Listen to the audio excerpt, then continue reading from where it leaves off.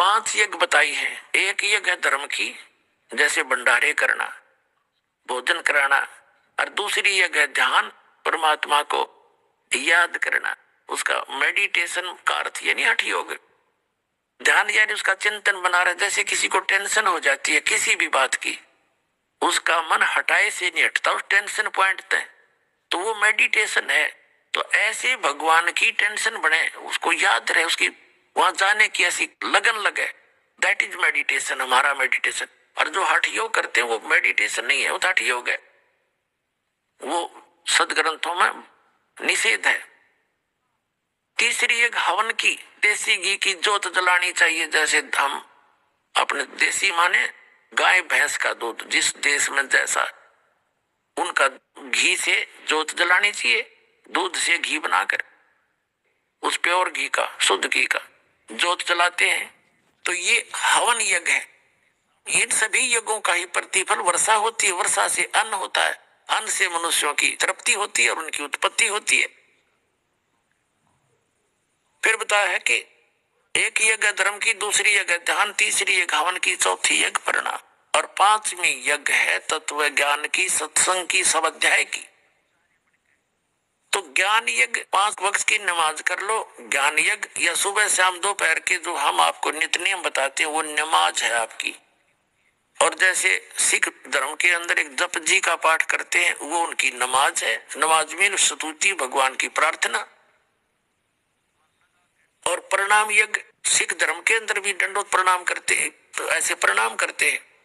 और मुसलमान धर्म भी इसको प्रणाम बताते हैं जब सजदा करते हैं, ठीक है। तो 3 यज्ञ तो हम सभी में चल रही है। एक भंडारा, जैसे मुसलमान धर्म में ये तो मांस से वितरित करें, भंडारा धर्म यज्ञ रही कहाँ इनके पास। तो एक इनके पास कौन सी यज्ञ है? एक यज्ञ है उनकी ज्ञान यज्ञ, नमाज करते हैं। दूसरी परिणाम यज्ञ। बाकी जो यज्ञ है वो यज्ञ नहीं है। रोजे रखना, गीता अध्याय नंबर 6 के श्लोक नंबर 16 में स्पष्ट किया कि अर्जुन, ये भक्ति, ये योग, ये साधना न तो बिल्कुल ना खाने वाले की यानी व्रत रखने वाले की, और ना ज्यादा खाने वाले की, ना अधिक सोने वाले की, और ना घना जागने वाले की कभी सफल नहीं होती। सफल नहीं होती यानी व्रत रखना भी निषेध है गीता जी में। तो व्रत तो किसी भी सदग्रंथ में नहीं कहा गया है। इतना खावे प्रथम अंदर संयम रखे, योग युक्त सब सतगुरु भागे। इस योग की युक्ति सतगुरु बतावेंगे, वो के बतावेंगे, प्रथम अंदर संयम रखे। इतना भी नहीं खावे दड़ी पक्का फिर टूटे अंगड़ाई नींद आ जा, और इतना कम भी नहीं खावे कि आत्म जा सारे। जैसे दास पहले हनुमान का व्रत रखा करता मंगलवार का, और छोटी उम्र में शुरू कर दी थी। हनुमान तो याद आता नहीं, रोटी याद आया करती, कद 12 बज्जर चूरमा खावे, इसी साधना थी हमारी। बताओ क्या भक्ति थी। हनुमान चालीसा वैसे करा करते, वैसे कर लेते। बताओ उस भूखा मरते क्या लाभ था। हमें जैसे गाइडलाइंस मिले हम उसी तरह करते रहे। तो ये रोजा भक्ति मार्ग में नहीं आता। वास्तविक भक्ति मार्ग में जो complete God given, complete God यानी पूर्ण परमात्मा द्वारा गया कंप्लीट स्पिरिचुअल नॉलेज की बात कर रहा है दास। किसी पुराण में, कुरान में अगर इस उनके अल्लाह अकबर से हटकर अन्य का किसी का आदेश है तो वो कंप्लीट परमात्मा के पाने की, पूर्ण मोक्ष की भक्ति नहीं है। अब ये 5 यज्ञ हैं। एक यज्ञ है धर्म की, दूसरी यज्ञ है ध्यान, तीसरी यज्ञ हवन की, चौथी यज्ञ परिणाम, और 5वीं ज्ञान की। ये जो यज्ञ हैं ये तो एक समझ लो रोगी के लिए एक ग्लूकोज का काम करती। ग्लूकोज हमें जन्म और मृत्यु का दीर्घ रोग लगा हुआ है।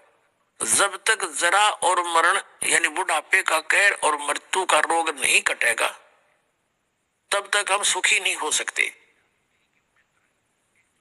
और ये रोग ब्रह्मा विष्णु महेश तक लगा हुआ है। ब्रह्म और परब्रह्म, सरपुरुष और अक्षर पुरुष तक लगा हुआ है। केवल निराम में एक कंप्लीट गॉड अल्लाह अकबर है। वो पूर्ण परमात्मा परम अक्षर ब्रह्म है, सत्य पुरुष है। और उसका लोक, वहां गए हुए प्राणी जो वहां रह रहे हैं और जो यहाँ से मोक्ष होकर जाते हैं वो भी कभी उनको बुढ़ापा नहीं होता, यंग रहते हैं, मृत्यु नहीं होती। जो आप यहाँ ठाठ लेना चाहते हो सारा कुछ वहां पर मिलेगा आपने।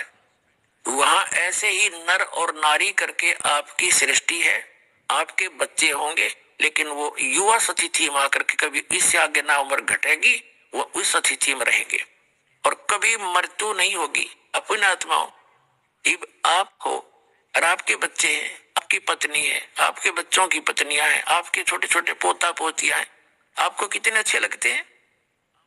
और फिर 1 मिनट में सारे मर जाए।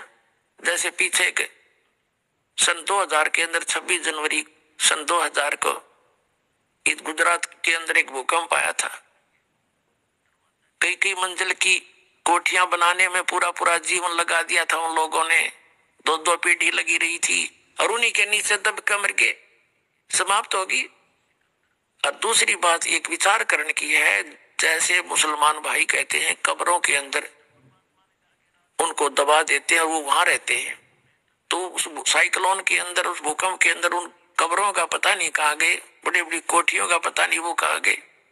तो कहने का भाव ये है दास का कि यहाँ ना जाने के बिजली गिर जा कब के हो जा। तो आपको कितना अच्छा लगता, आपके परिवार कितने प्यारे लगते हैं।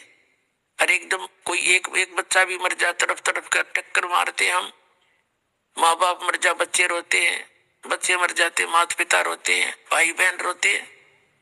तो ये क्या खाक सुख है, इसमें किस चीज पर आश्रित हुए बैठे हम। तो ये आपका परिवार कभी ना मरे और ठीक ठाक रहे तो आपने क्या दिक्कत है, आप बड़ी खुशी से रहोगे, बड़ी खुशी बनाओगे। और यहाँ तो रहना ही नहीं, वो आपको वहां मिलेगा जिसकी खबर लेकर ये दास आया है। ये है अंतिम पैगंबर, ये रामपाल दास है, वो फाइनल प्रॉफिट। ये सच कर मान लेना, लेटेस्ट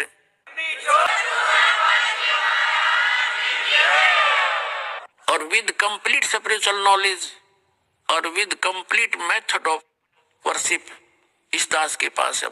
अब जैसे 5 यज्ञ जो हम करते हैं ये तो ग्लूकोज है, अब कंपलसरी है। जैसे डॉक्टर के पास कोई रोगी जाता है और उसकी स्थिति को देख के परिचित हो जाता है तो तुरंत डॉक्टर ग्लूकोज लगाता है, ट्रीटमेंट अन्य बाद में शुरू करता है। तो उस ग्लूकोज से हटकर और ट्रीटमेंट है। ग्लूकोज तो शरीर की केवल एक पानी की पूर्ति करेगा, इसको सपोर्ट देगा, रोग नहीं काटेगा। रोग नाश करने की अन्य औषधि है, टैबलेट है, इंजेक्शन है, कैप्सूल्स है। तो वो न तो गीता के अंदर वो कैप्सूल है, कुरान शरीफ के अंदर वो मंत्र नहीं है, वो कैप्सूल नहीं है, वो टैबलेट नहीं है, इंजेक्शन नहीं है जिनसे रोग नाश होगा। वो तो केवल ग्लूकोज है, ये समझ लो। अब टैबलेट कौन सी है, इंजेक्शन कौन से हैं? जैसे श्रीमद् भगवत गीता अध्याय नंबर 8 के श्लोक नंबर 13 में गीता ज्ञान दाता कहता है, ओम इति एकाक्षरम ब्रह्म व्यवहारण माम अनुसमरण यह प्रयाति तजन देहम स याति परमाम गति।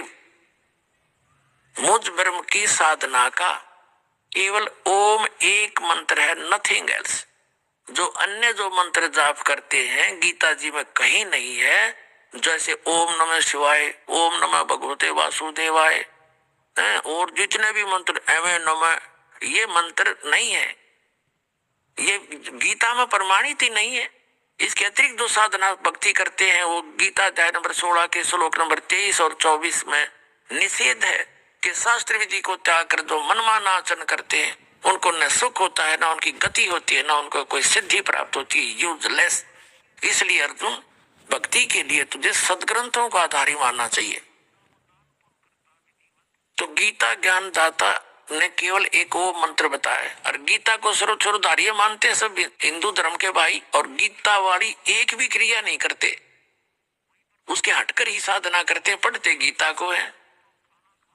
ये तो वो काम कर रहे हैं जैसे एक भक्त कह रहा था, बोला ये आर्य समाजी औरों को तो सलाह देते हैं गाय रखने की और स्वयं रखेंगे भैंस इनकी कथनी और कथनी में न्यूमंत्र है।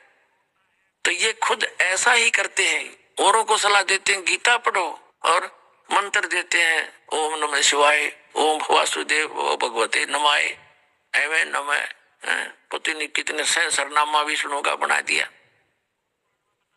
तो इसमें ओम नाम का जाप है, नथिंग एल्स। ये सरपुरुष का है। गीता अध्याय नंबर 15 के श्लोक नंबर 16 और 17 में 3 पुरुष है, सरपुरुष, अक्षर पुरुष, परम अक्षर पुरुष। और सरपुरुष है ये ब्रह्म है, काल है, जो गीता ज्ञान दाता है, वेद ज्ञान दाता है, कुरान शरीफ का ज्ञान दाता है, इंजिल का ज्ञान दाता है, और जबूर का ज्ञान दाता है, तौरात का ज्ञान दाता है। ये ब्रह्म है। उनमें ये मंत्र नहीं दिए इसने, क्योंकि वो पहले वो मंत्र वास्तविक इनमें दे चुका था। जैसे तौरात के अंदर सृष्टि रचना बता दी इसी ने, आगे उसने बताना आवश्यक नहीं समझा कि उसने बोल ही दिया पहले। इससे पहले के ये ग्रंथ हैं, वेद और गीता, ये इसकी तरफ से कंप्लीट ज्ञान है। इसमें मांस खाने का कहीं प्रावधान नहीं है। आगे चल के इसने अपनी स्थिति बनाए रखने के लिए अपने सतर से कहीं कह दिया मांस खा लो, ऐसे पशु खाओ, ऐसे खाओ। ये इसका अपना आदेश है, इस काल ब्रह्म का, कुरान शरीफ के ज्ञानदाता का, अल्लाह अकबर का नहीं है। अल्लाह अकबर ने तो तौरात के उत्पत्ति ग्रंथ में सबसे पहले बता दिया है, किसी भी मनुष्य को और किसी भी प्राणी, चाहे जलचर है, चाहे वनचर है, चाहे वो वायु का पक्षी है, कोई भी मांस नहीं खाएगा, बीजदार पौधे दिए खाओ। ये फाइनल फैसला है उस कंप्लीट गॉड का। आगे कोई ये मांस खाने का प्रावधान बताया है इस काल ने बताया, जो कुरान शरीफ के ज्ञानदाता ने। ये अल्लाह अकबर का आदेश नहीं है। और उस कुरान शरीफ के ज्ञानदाता के आदेश का पालन करके जो मांस खाते हैं, हिंसा करते हैं, तो अल्लाह अकबर उस समर्थ का विधान भंग होने से वो दंडित होते। फिर एक उदाहरण देते हैं, जैसे एक SHO का मित्र था कोई, दरोगा जी का। उसने कहा कि दरोगा जी, मेरा एक पड़ोसी है, मेरे साथ वाला, मकान वाला, मुझे बहुत परेशान रखता है, किसी तरह भी बाज नहीं आता, क्या इलाज करूं। SHO ने कहा कि मार उसके लठ, माफ देख लूंगा, मार दे उसको। उसने अपने पड़ोसी के साथ जाके झगड़ा ठान दिया, SHO की आज्ञा मान के, एक अधिकारी की, और उसका पड़ोसी मर गया, साथ के मकान वाले की मृत्यु होगी। राजा का विधान था, जो किसी को मारेगा उसको सजाए मौत होगी।